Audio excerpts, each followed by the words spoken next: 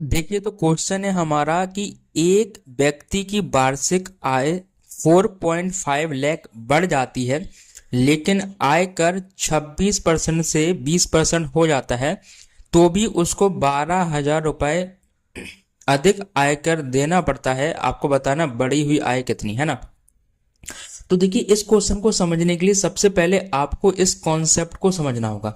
देखो, हमें पता है कि इनकम टैक्स क्या होता है। इनकम टैक्स बराबर होता है आपका income multiply tax of rate, मतलब आपका जितना भी रेट है वो। जैसे सपोज करो आपका इनकम है 100 रुपए और उस पर यदि 26% का टैक्स लगता है तो आपका जो टोटल टैक्स आएगा वो आएगा 26 रुपए। ओके, है ना। अब देखिए, यहां क्वेश्चन में क्या लिखा है कि यदि उसकी इनकम 4.5 लाख रुपए बढ़ जाती है तो उसको 12,000 रुपए अधिक टैक्स देना होता है। तो देखो, अकॉर्डिंग टू कॉन्सेप्ट हम क्या करेंगे, हमें सबसे पहले इस इनकम टैक्स को इक्वल करना है। क्योंकि यदि हम इनकम टैक्स को इक्वल कर देते हैं तो हमें पता है कि रेट का जो रेशियो होता है, रेट का रेशियो 26% एंड यहाँ पे है आपका 20%। तो जो इनकम का रेशियो जो होता है वो होता है इसका जस्ट अपोजिट, 20 से अब हो जाएगा आपका 26%। तो यहाँ से आप कैंसिल करेंगे तो हो जाएगा 10 से 13, मतलब यहाँ इनकम का रेशियो आएगा 10 से 13। लेकिन ये इसको हम अप्लाई तब कर सकते हैं जब हमारा इनकम टैक्स इक्वल होना चाहिए। तो इनकम टैक्स इक्वल करने के लिए हम क्या करेंगे कि आपको पता है यहाँ 12,000 रुपये एक्स्ट्रा हो रहा है। 12,000 रुपये मतलब है कि 20% की वैल्यू आपको दी है 12,000 रुपये, है ना।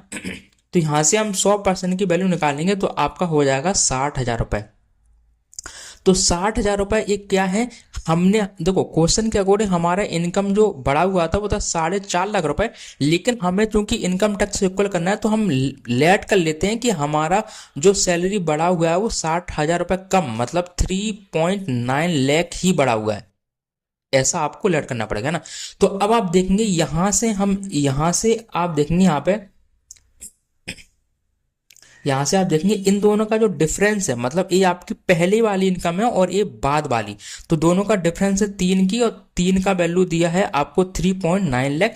तो यहाँ से 1 यूनिट की वैल्यू हम निकालेंगे, 3 एकम 3, 3 तिरका 9, इतना आपका लाख आ गया 1 यूनिट की वैल्यू। तो यहाँ से हम टोटल 10 यूनिट की वैल्यू निकालेंगे तो ये हो जाएगा आपका कितना, 13 लाख रुपए। तो ये 13 लाख रुपए क्या है, मतलब आपकी स्टार्टिंग जो सैलरी थी वो 13 लाख रुपए थी। हमसे पूछा बड़ी हुई आय, मतलब यदि हम इसमें 4.5 लाख रुपए और ऐड करते हैं तो आंसर हो जाएगा हमारा 17.5 लाख रुपए। तो इस तरीके से आप इसको सॉल्व कर सकते हैं, इसलिए ऑप्शन नंबर ए जो होगा आपका राइट आंसर होगा। तो यहाँ पे आपको इस इनकम टैक्स वाला कॉन्सेप्ट आपको अच्छे से आना चाहिए, है ना।